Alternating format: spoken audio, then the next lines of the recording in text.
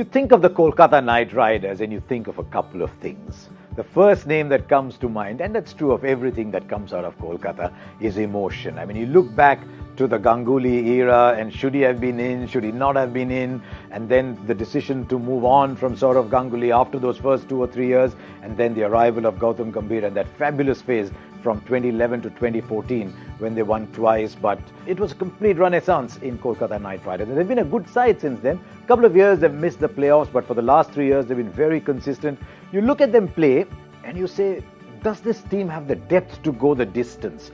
And your head says maybe not, but KKR always seem to find a way to keep going. And that's, I think, largely because they care about the balance of their side, but they also care about the people who play for them. There's a very strong relationship. Look at the likes of Chris Lynn, Sunil Narayan, Robin Uthappa. They've all been with the side for a long time. Piyush Chawla's been with the side for a long time. And through their down times, especially with people like Narayan and Andre Russell, they've looked after them well. And so with KKR, there's the team that takes the field, but there's also a little plus that you notice all the time. And I thought it was a master stroke to appoint Dinesh Karthik as captain last year. Just a good man, a tough player. He got the best out of some of the other players, held himself back, wasn't always center stage, and Dinesh Karthik returns to lead the Kolkata Knight Riders this year. So what are they looking like? Much like last year, their first 11 is outstanding. If they can put that first 11 on the park consistently, then KKR will become a very difficult team to beat.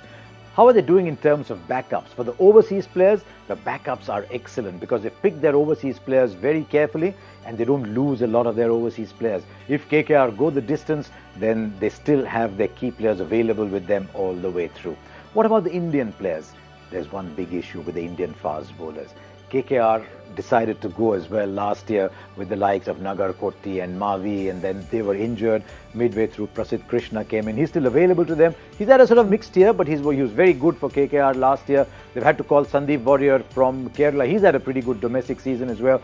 But you just look at that, at the options with Indian fast bowling, and you think that hopefully that won't be for KKR a stumbling block. In terms of spin, they've got Kuldeep Yadav, he's excellent. They've got Piyush Chawla. Piyush Chawla, doesn't matter what he does in the domestic season. He turns up in the purple for KKR and he's a different player. He's batting slightly lower down the order now these days as he starts to move on a little bit in life.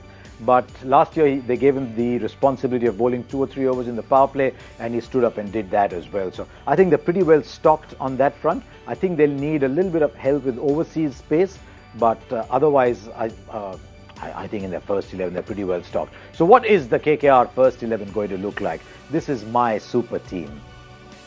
Chris Lynn and Sunil Narayan open the batting. I mean, you think of Lynn and Narayan and you think of 105 in 6 overs. That'll never happen again. I mean, it's fair to say. If it does, then stop what you're doing.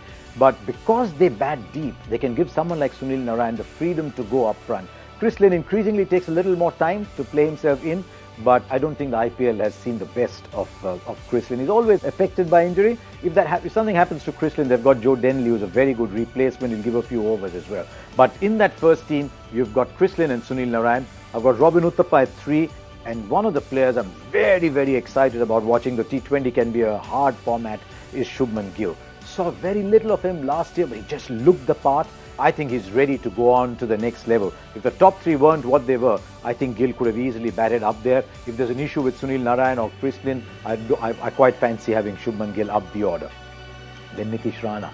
A little bit of this, a little bit of that. He contributed 20, 25 here. He'll take a couple of catches. He's that kind of player. He's at number 5, but that's where the flexibility begins, because in their top 7, they have 2 of the finest finishers in international cricket, in Andre Russell and Dinesh Karthik. So for the purpose of this team, I've got Karthik 6 and Andre Russell at 7, but that can easily change depending on how the first few players have batted. Then we look at the bowlers. You've got Kuldeep Yadav, Piyush Chawla. You've got the 2 wristies in there, much like India do. Piyush Chawla, hardened veteran of the IPL. Kuldeep Yadav will keep picking up wickets.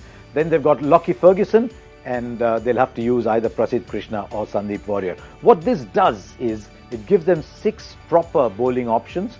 So I think go into every game with 26, 27 overs, and they'll bat all the way down to number 7. So what are the replacements? Nortje of South Africa is making heads turn, so he could be an option for Lockie Ferguson. There's Harry Gurney as well, but he takes the pace off. He's a different kind of bowler. Should Andre Russell be unfit, he's never too far away from an injury. There's Carlos Brathwaite, as close to a like-for-like replacement as you can get. Maybe Brathwaite, there's a little more batsman than bowler at this level in Brathwaite, but he's a pretty decent replacement for someone coming at 7 and then getting 2 or 3 overs out. But look at that first 7. I don't know if there's another team in the IPL that in the top 7 has 8 overs guaranteed with Sunil Narine and Andre Russell when both are fit and playing. It's got Dinesh Karthik, so it's got your keeper in, it's got an Indian batting core, and it's got 2 quality finishers. That is as good a top 7 as any you can get.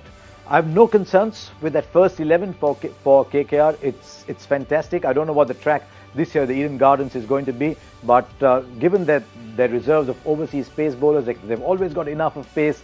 With the wrist spinners, they don't mind the bounce that's often there on display at KKR. So that first 11 is excellent. I only worry if some key players, what happens if Kuldeep Yadav is injured, for example, or if Piyush Chawla misses out. If one of the Indian batsmen misses out, there's Rinku Singh, who's had a really good domestic season. He can slot in and play somewhere at 6 or 7 and get the quick runs at the end. But they'll really want that bowling side not to get affected. So that's my reading for Kolkata Knight Riders. Will not surprise me at all if they make the playoffs. And then, of course, as we know, once you make the playoffs, anything is possible. So an exciting team. And if you're a fan of KKR, as there are many around India, you do have something to look forward to.